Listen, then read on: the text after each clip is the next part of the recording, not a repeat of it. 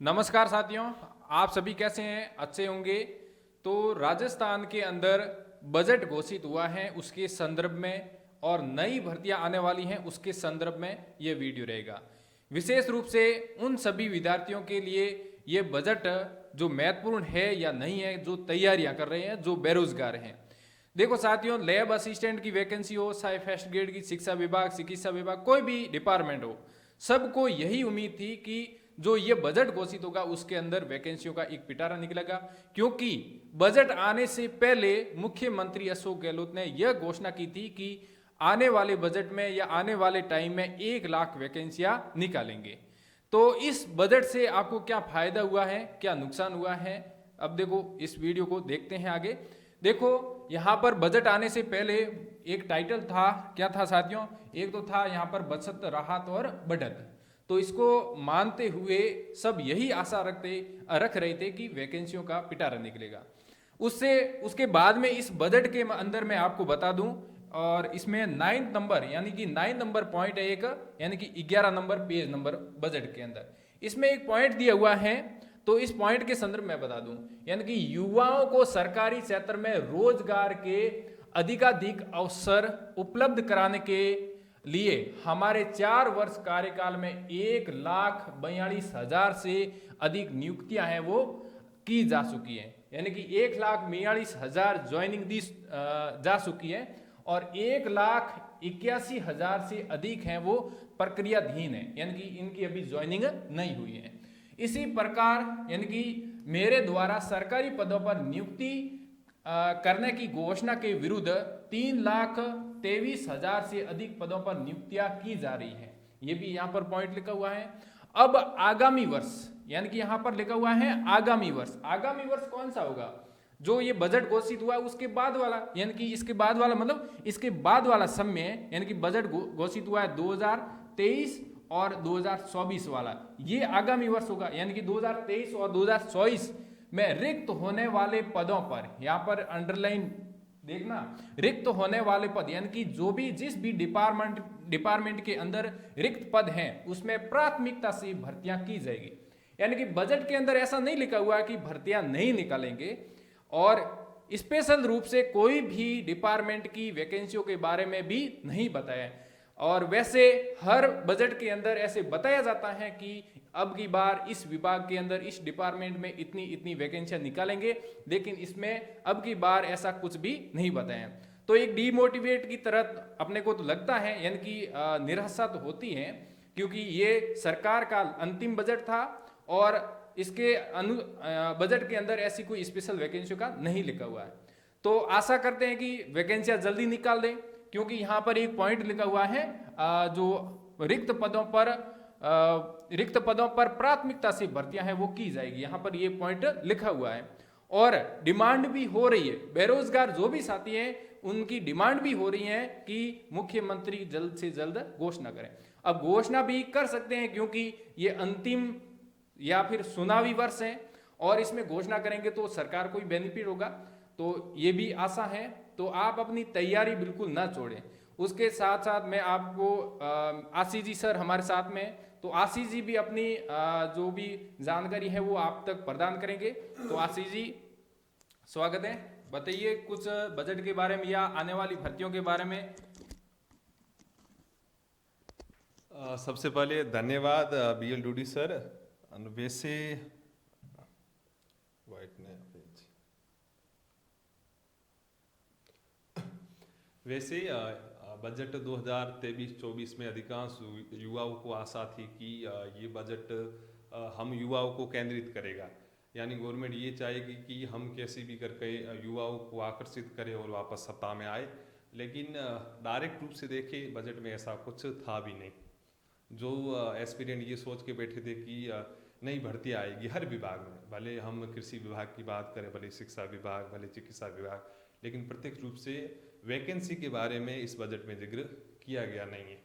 फिर भी यदि मैं मेरे विचार रखूं, आप इस बजट की बात करें या बजट से पहले, मतलब 2019-20 जब से आप पढ़ रहे हो, आपके मन में एक मुख्य मोटो बना हुआ है कि कैसे भी करके हम एक गवर्नमेंट जॉब को पाए। लेकिन आप इस बजट के बाद ये सोच रहे हो कि बजट में किसी भी प्रकार की वैकेंसी का जिक्र है नहीं, तो हम क्या करें, कुछ समय के लिए घर चले जाएं या चीज़ों को छोड़ के किसी और कार्य में लग जाए, क्योंकि हम सुन रहे कि अधिकांश हमारे साथ जुड़े हुए या हमारे साथ तैयारी करने वाले बोल रहे कि 3-4 साल भर्तियाँ आएगी नहीं, अब चले जाते हैं। तो मैं ये कहूँगा कि जो ये सोच रहे हैं कि हमें गिव अप करना चाहिए, चले जाना चाहिए और जब वैकेंसी आएगी तब हम वापस आएंगे और आगे तैयारी करेंगे, तो ये सबसे बड़ी मूर्खतापूर्ण लिया गया निर्णय है। मैं अक्सर कहता हूँ कि जीत की तैयारी हमेशा पहले से की जाती है। अधिकांश बच्चे इसलिए सिलेक्ट नहीं हो पाते क्योंकि वो बरसाती मेढक है। जब जो वैकेंसी आती है तब वो आते हैं, 2-3 महीने पढ़ते, फिर बोलते हमारा सिलेक्शन नहीं हुआ। मतलब राजस्थान में मैंने अधिकांश देखा, कांस्टेबल की भर्ती आई, निकल गए, 3-4 महीने पढ़े, फिर उसमें हुआ नहीं, फिर एलडीसी की आई, निकल गए, 3-4 महीने पढ़े। ऐसे नहीं होता। आप जिस किसी को भी सेलेक्टिव बंदे को आपने देखा, उसने सालों की मेहनत की है। आप हमें देख रहे हो, आप ये सोच रहे हो कि चलो ये 2-3 महीने पढ़े होंगे और 2-3 महीने में उन्होंने एग्जाम क्रैक किया होगा, ऐसा वास्तविकता नहीं है। जो ये बोलते कि मैं 4 महीने पढ़ा, 5 महीने पढ़ा और मैंने एग्जाम को क्रैक कर दिया, वो झूठ बोल रहा। नहीं होता ऐसा। आप बजट के भरोसे जो बैठे थे और आपके अनुकूल चीजें हुई नहीं और आप अभी गिव अप कर रहे हो, ऐसा नहीं करना है। मैं ये कहूँगा कि आप पढ़े, कंटिन्यूटी रखें। सबसे बढ़िया इसका एक एग्जांपल दूं, कोविड-19 जो कोरोना आया, उसने बहुत जनों को गवर्नमेंट जॉब दिला दी और बहुत जनों का करियर बर्बाद कर दिया। वो कैसे, मैं एक एग्जांपल देता हूँ। मेरे साथ एक टीचर लगे हुए, मैं उनको बोलता हूँ कि आपकी सफलता का कारण क्या है, वो बोलते हैं कोरोना। और मेरे साथ ऐसे भी साथी है जो बोलता हूँ कि मैं यार तुम अभी तक सेलेक्ट नहीं हुए तो क्या कारण है, वो बोलते कोरोना। मतलब स्थिति एक थी, लेकिन उस एक स्थिति को किसी ने पॉजिटिव समझ के बाजी मार ली और किसी ने नेगेटिव समझ के बाहर हो गए। तो जो पॉजिटिव वेव से चले, मैं उनको पूछता हूँ, वो बोलते पता है कोरोना जैसी जो ये चीजें रही, हम घर नहीं आए, हम जहाँ थे वहाँ पर बैठ के हमने चीज़ों को बढ़िया करने की कोशिश की और हम आउटपुट बढ़िया लाने की कोशिश में लगे रहे।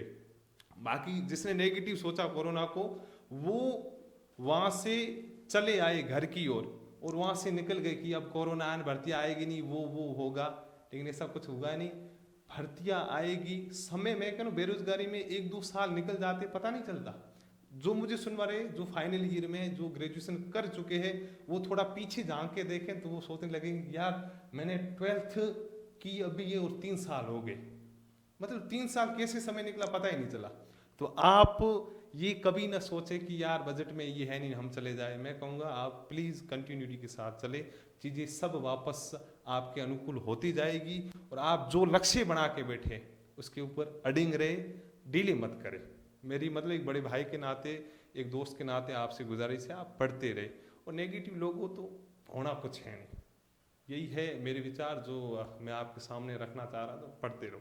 मैं मेरे छोटे भाई, मैं ये नहीं कह रहा हूँ आप मुझे सुन रहे, बाकी मेरे परिवार में पढ़ रहे, मैं उनको भी यही चीज़ें शेयर करता हूँ जो आपके साथ साझा कर रहा हूँ। उनको भी कहता हूँ पढ़ते रहो, चीज़ों को तैयार करो, जो कमी है, जो कमजोरी है, उसको आप सुधारने की कोशिश करो।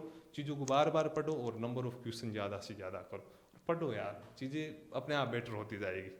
B positive, good luck. और अभी भी कह रहा हूँ be positive, be positive, be positive. धन्यवाद। बिल्कुल आशीष जी, जो आपने बात बताई है वो काफ़ी हद तक सकारात्मक बात है और विद्यार्थियों के लिए फ़ायदेमंद भी है, मेरे अपने साथियों के लिए जो अपने भाई की तरह ही है, अपने परिवार की तरह ही है। तो आप पढ़ाई को रोको मत। ऐसे नहीं कि भर्तियाँ नहीं आएगी तो आप नेगेटिव थिंकिंग या नेगेटिव जो विचार हैं वो मन में आ जाएं और आप पढ़ाई है वो स्टॉप कर दें। ऐसा हरगिज़ ना करें, क्योंकि वैकेंसी आएगी ज़रूर। ये तो है ना, वैकेंसी आएगी ज़रूर, लेट हो सकती है, देर हो सकती है, लेकिन अंधेर नहीं है, वैकेंसी ज़रूर आएगी। लक्ष्य एक रखो और उसके प्रति अपनी निरंतरता से तैयारी करते रहो, सफलता तभी मिलेगी। अब मेरे को देखो, आप और आशीष जी को देखो, आप ये सोच रहे होंगे हम 2-4 महीने पढ़े और सेलेक्ट हो गए, ऐसा नहीं है। हमारे जो पीछे का कितना परिश्रम है वो हमको ही पता है, क्योंकि परिश्रम करने से ही सफलता हासिल होती है। ऐसे ही सीधी हमने बोल दिया कि 4 महीने हमने तैयारी की और सेलेक्ट हो गए, तो जैसे मैंने मेरी उदाहरण दूं और आशीष जी का दूं, हमने नीट की तैयारी की तो उसमें काफ़ी हद तक बहुत अच्छी तरीके से साइंस को कवर कर रखा था, तभी तो हमारा मतलब इसमें साइंस वाला पार्ट मजबूत हुआ। फिर हमारे को जीके ही पढ़ना था और जीके पढ़ के सेलेक्ट हो गए। तो इस तरीके से अपना बैकग्राउंड यानी कि नींव है वो मजबूत कर दो। जब वैकेंसी आएगी तब आपकी नींव मजबूत हो जाएगी तो आप सेलेक्ट हो जाओगे। और अभी से आप बिल्कुल लूज हो जाओगे या फिर पढ़ाई को कम कर दोगे तो फिर सेलेक्ट होना मुश्किल है। तो साथ ही मैं आपको ये बता दूं कि एलडीसी की वैकेंसी भी आएगी अभी, और साथ ही साथ कांस्टेबल की वैकेंसी भी 10,000 पदों पे बताई जा रही हैं, और हो सकता है अधिक पदों पे भी आ जाए, तो वो तो 100% आएगी। उसके साथ साथ में ये भी बेरोजगारों की मांग हो रही है लगातार, तो मुख्यमंत्री साहब जल्दी घोषणा भी कर दें कि वैकेंसी निकालें, क्योंकि ऐसा जरूरी नहीं है कि बजट के अंदर जो वैकेंसियों का नाम ले उन्हीं की वैकेंसियां निकाले, ऐसा कोई जरूरी नहीं है। वैकेंसी बजट के अंदर निकाले तो उसमें अपने क्या है थोड़ी हिम्मत मिल जाती या अपने को ऐसा लग जाता कि हाँ इसकी वैकेंसी, और ऐसा भी जरूरी नहीं है कि बजट के अंदर बोल दे हम ये जो वैकेंसी निकालेंगे और फिर वो निकल जाए, ऐसा कोई जरूरी नहीं है। क्योंकि ऐसा कई बार हो चुका है कि बजट के अंदर बोल देते हैं कि ये भर्ती निकालेंगे लेकिन फिर भी वो 2-3 साल बाद में निकलती है। ऐसा कई उदाहरण हैं जो आशीष जी सर हैं उनको भी पता है, आप सभी को भी पता, आपने पुराना जो रिकॉर्ड है वो भी देख लेना।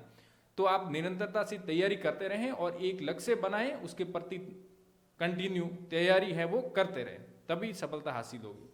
और आशीष जी सर और मेरा एक ही डायलॉग है कि बी पॉजिटिव, यानी कि पॉजिटिव रहो, मस्त रहो, खुश रहो।